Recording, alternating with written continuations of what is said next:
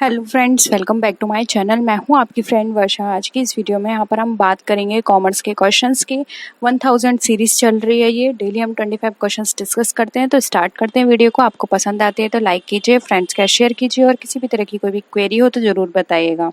देखिए यहाँ पर क्वेश्चन स्टार्ट करते हैं। फर्स्ट क्वेश्चन देखिए, the demand curve for a product will shift outwards to the right। यानी कि इस क्वेश्चन में ये पूछा जा रहा है कि जब भी हमारा डिमांड कर्व बनता है किसी प्रोडक्ट का, तो उसका जो कर्व होता है वो राइट साइड बाहर की ओर निकलता है। वो कब निकलेगा? जब प्राइस हमारे जो जो सब्स्टिट्यूट गुड है उसका प्राइस बढ़ जाएंगे, कंज्यूमर की इनकम कम हो जाएगी, कंज्यूमर एक्सपेक्ट करेगा कि फ्यूचर में प्राइस गिरे, या फिर the price of the product itself fall, या फिर जो खुद उस प्राइस का प्रोडक्ट का जो प्राइस है वो गिर जाएगा। बताइए।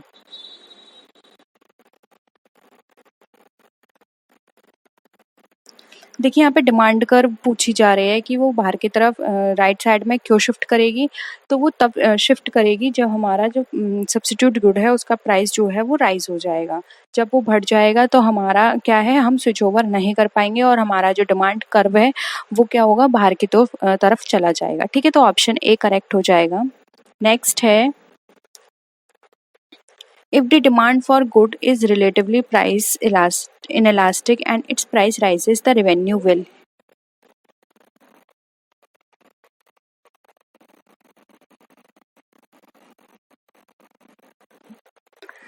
इस क्वेश्चन में ये पूछा जा रहा है कि जब भी किसी भी गुड की जो डिमांड है वो रिलेटिवली होती है प्राइस इनलास्टिक, यानी कि प्राइस की क्या होती है, अपोजिट होती है, तो उस प्राइस और उसका प्राइस बढ़ता है तो रेवेन्यू क्या रहेगा उसका।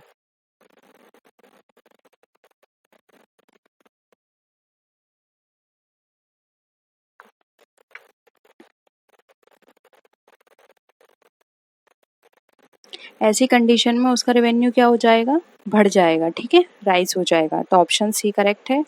नेक्स्ट है, विच of the following option is not an example of market failure.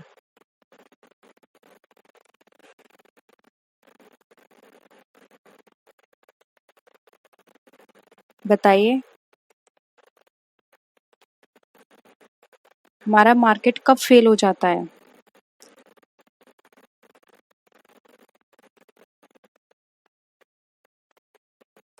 देखिए इसमें से नॉट पूछा जा रहा है, तो जो हमारा जो मेरिट गुड है वो फेल हो जाएगा बनने में, तो ये तो कंडीशन सही है। और जो पब्लिक गुड है वो भी प्रोड्यूस करने में फेल होगा, ये भी सही है, क्योंकि मार्केट में गुड ही नहीं होगा तो फिर उस मार्केट का पर्पस ही क्या रहा। और जो हमारा मैक्सिमाइज प्रॉफिट है वो भी अर्न नहीं होगा, ये भी सही है। जबकि इसमें नॉट पूछा है तो ऑप्शन डी हो जाएगा, जो हमारा एक जो अकाउंट है, सॉरी सॉरी सॉरी, इसमें नॉट पूछा है। ठीक है, तो ये भी सही है कि जो हमारी जो एक्सटर्नलिटीज़ हैं वो भी फेल हो जाएंगी।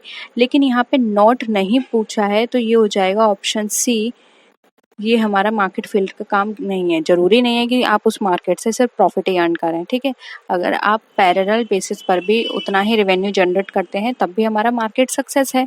सिर्फ प्रॉफिट करने से हमारा मार्केट सक्सेस नहीं होगा। ठीक है, तो मार्केट फेलर की बात की जा रही है तो ये ऑप्शन मार्केट फेलर के लिए बिल्कुल भी सूटेबल नहीं है। तो ऑप्शन सी करेक्ट हो जाएगा। ठीक है,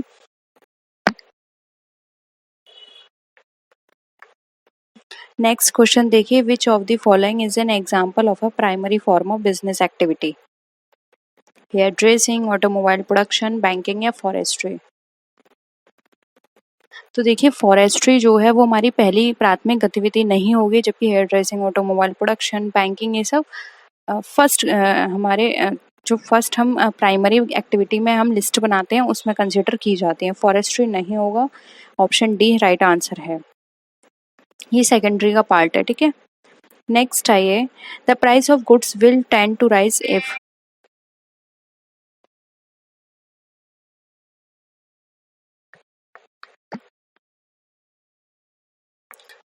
The current price of above the equilibrium, the current price is below the equilibrium, the current quantity demand is less than the quantity supplied, और फोर्थ ऑप्शन है there is a reduction in cost of substitute commodity. यानी कि यहाँ पर ये कहा जा रहा है कि जो भी गुड्स का प्राइस है वो हमारा राइज होगा किस कंडीशन में।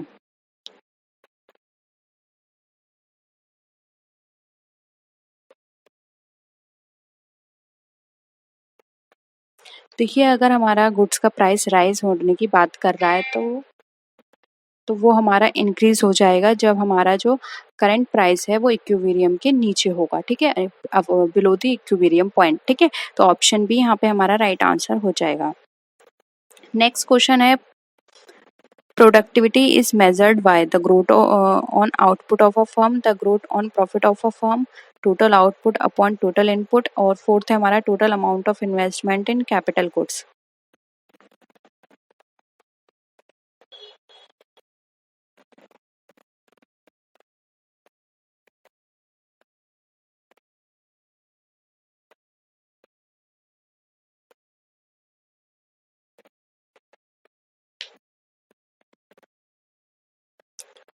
देखिए, प्रोडक्टिविटी मेजर करने की बात की जा रही है, तो प्रोडक्टिविटी तो हम तभी मेजर करेंगे जब हमें पता चलेगा कि हमने जितना इनपुट यूज किया है उससे हमारा आउटपुट कितना निकल कर आ रहा है, ठीक है, यानी टोटल हमने कितना उत्पादन किया, प्रोडक्टिविटी की। तो ये हो जाएगा total output upon total input, option C यहाँ पे हमारा करेक्ट है, ठीक है। नेक्स्ट क्वेश्चन देखिए, the main objective of macro economic policy is, macro economic policy का मेन ऑब्जेक्टिव बताना है। मैक्रो इकोनॉमिक पॉलिसी वो पॉलिसी होती है जिस पर हम लार्ज लेवल पर सारी चीज़ें करते हैं।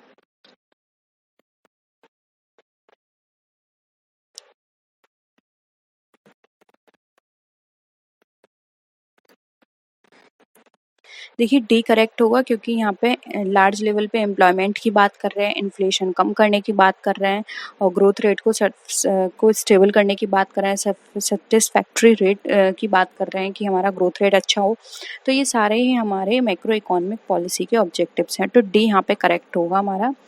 नेक्स्ट है, who was the first argued that the purpose of business was to make profit, यानी किसने सबसे पहले ये आर्ग्यू किया था कि हमारा बिजनेस का पर्पस होता है सिर्फ प्रॉफिट अर्न करना। Any idea?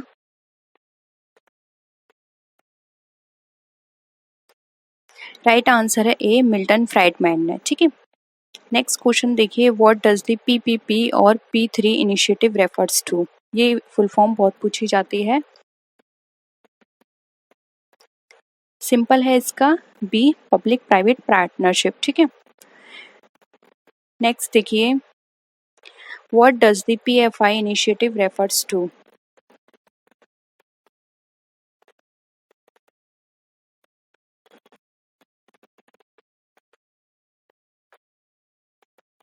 PFI का क्या मतलब होता है? PFI का मतलब होता है प्राइवेट फाइनेंस इनिशिएटिव, ठीक है, तो ऑप्शन ए करेक्ट है।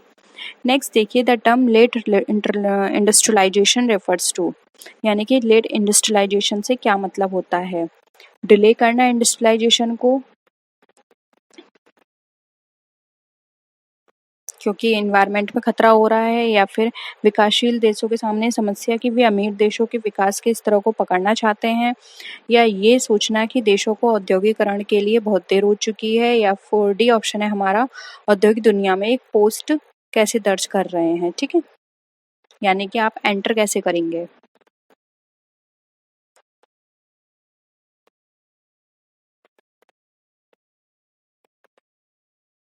देखिए, लेट इंडस्ट्रियलाइजेशन का मतलब होता है कि आप कुछ कंट्रियों ने ये सोचती हैं कि उन्होंने इंडस्ट्रियलाइजेशन यानी ग्लोबल मार्केट में एंटर करने में उन्होंने देरी कर दी है, ठीक है, तो ऑप्शन सी करेक्ट है।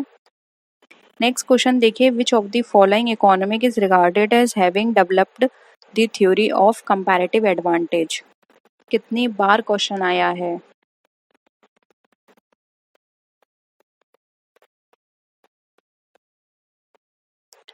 ये डेवलप्ड थ्योरी किसने प्रोवाइड कराई थी बताइए?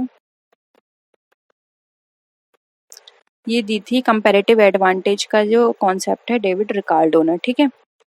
नेक्स्ट है the perfect competition in long run, यानी कि परफेक्ट कंपटीशन की बात करें तो लॉन्ग रन में वो किस तरह का अर्न करती है प्रॉफिट।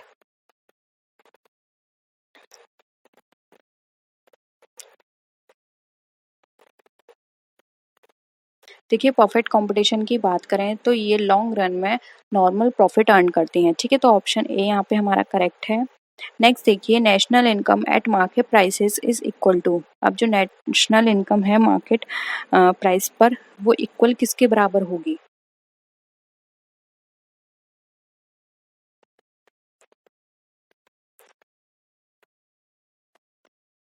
देखिए, अगर मार्केट प्राइस पर हम नेशनल इनकम की बात करते हैं तो ये हमेशा हमारी net national product at factor cost के बराबर होगी, यानी कि फैक्टर कॉस्ट पर जो भी हमारी नेट नेशनल प्रोडक्ट निकल कर आएगा ये उसके इक्वल होगी। तो ऑप्शन सी यहाँ पे हमारा करेक्ट हो जाएगा। ठीक है।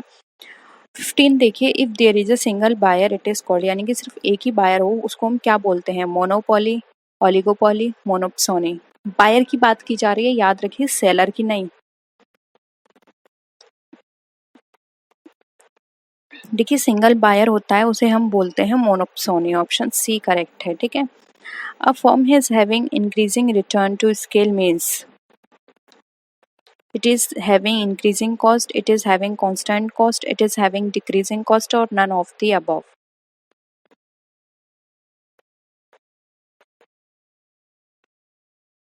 यानी कि अगर कोई भी फर्म पैमाने पर उसका रिटर्न बढ़ रहा है तो उसको हम क्या बोलेंगे? इसका मतलब है कि जो उसकी जो कॉस्ट है वो डिक्रीज हो रही है। ठीक है। ऑप्शन सी यहाँ पे करेक्ट है। नेक्स्ट है, production can be measured in terms of which of the following.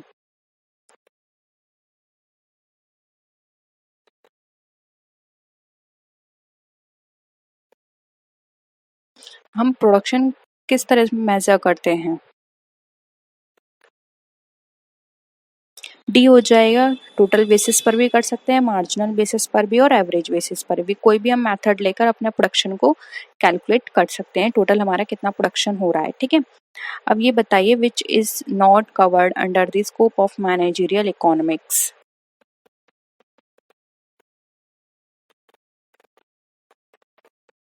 Managerial economic के पार्ट की बात करें यहाँ पर देखिए तो अकाउंटिंग थ्योरी नहीं आती। मैनेजमेंट में हमारे प्रॉफिट आ जाएगा, प्राइसिंग की बात करेंगे, प्रोडक्शन की बात करेंगे, इसलिए बी यहाँ पर करेक्ट हो जाएगा। नेक्स्ट है, demand analysis includes. Demand analysis में क्या क्या चीज़ों को इंक्लूड किया जाता है?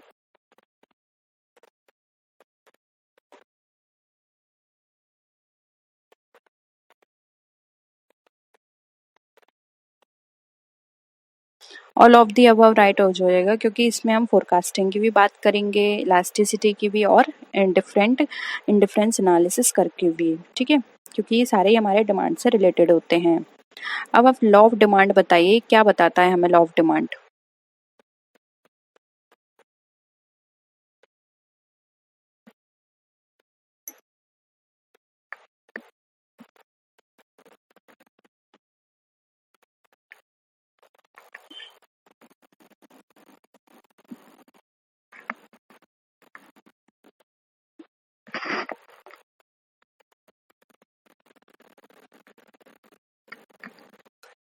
देखिए, राइट आंसर हो जाएगा यहाँ पे सी। लॉ ऑफ डिमांड के अंदर हम प्राइस और डिमांड की बात करते हैं, यानी कि प्राइस बढ़ेंगे तो डिमांड हमारी कम हो जाएगी, और प्राइस कम होंगे तो हमारी डिमांड बढ़ जाएगी। ठीक है। इनवर्स रिलेशनशिप होता है इसके इन दोनों के बीच में। नेक्स्ट है, which one of these is an exception to the law of demand. बताइए। Demonstration effect goods, given goods, future scarcity of goods, या फिर ऑल ऑफ द अबव।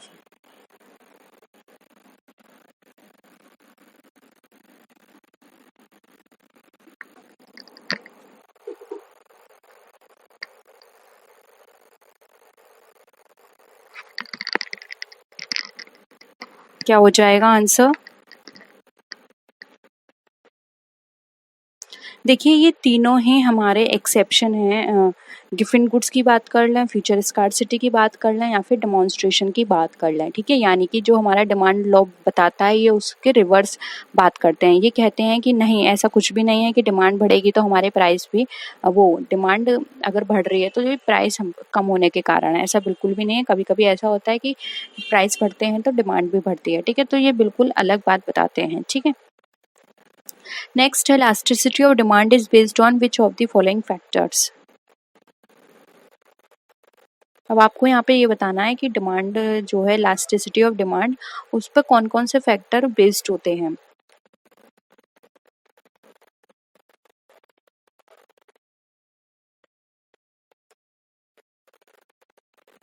ये सारे ही देखिए आंसर सही हैं, क्योंकि देखिए डिपेंड करता है कि हमारे कितने सब्स्टिट्यूट है। कम सब्स्टिट्यूट होंगे तो हमें कॉम्प्रोमाइज़ करना पड़ेगा, प्राइस बढ़ रहा है तब भी डिमांड हमारी होगी, ठीक है। और अगर सब्स्टिट्यूट ज़्यादा है तो डिमांड सही है, हम उसी के हिसाब से काम करेंगे। जॉइंट डिमांड पर भी वही चीज़ चलती है, and proportion of income spend on the commodity, इसलिए ऑप्शन डी हमारा राइट है।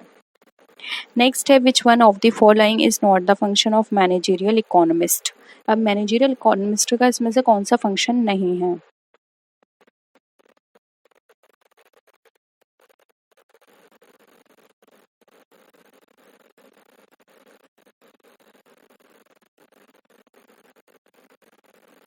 देखिए एक मैनेजरियल इकोनॉमिस्ट की बात करें तो वो एनालाइजिंग पे काम करेगा, कंट्रोलिंग पे, प्लानिंग पे काम करेगा, लेकिन वो इंटरेस्ट को डिटरमाइन करने की बात नहीं करेगा, ठीक है। तो ऑप्शन यहाँ पे कौन सा हो जाएगा हमारा, बी हो जाएगा राइट आंसर, ठीक है। नेक्स्ट देखिए which one is not a type of demand. अब इसमें से कौन सा एक टाइप नहीं है डिमांड की, प्राइस, डिप्राइव्ड, सप्लाई या जॉइंट।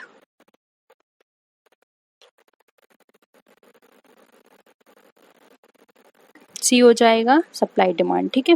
नेक्स्ट देखिए which is not the type of elasticity of demand.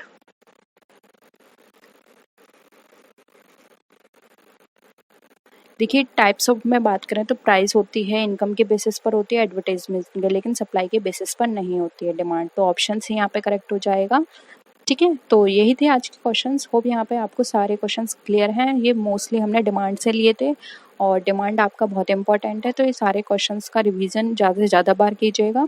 कोई भी डाउट हो डिमांड में तो आप पूछ सकते हैं। आप टेलीग्राम ग्रुप ज्वाइन कर लीजिए, वहाँ भी पूछ सकते हैं। नेक्स्ट वीडियो में मिलते हैं, तब तक के लिए टेक केयर, बाय बाय।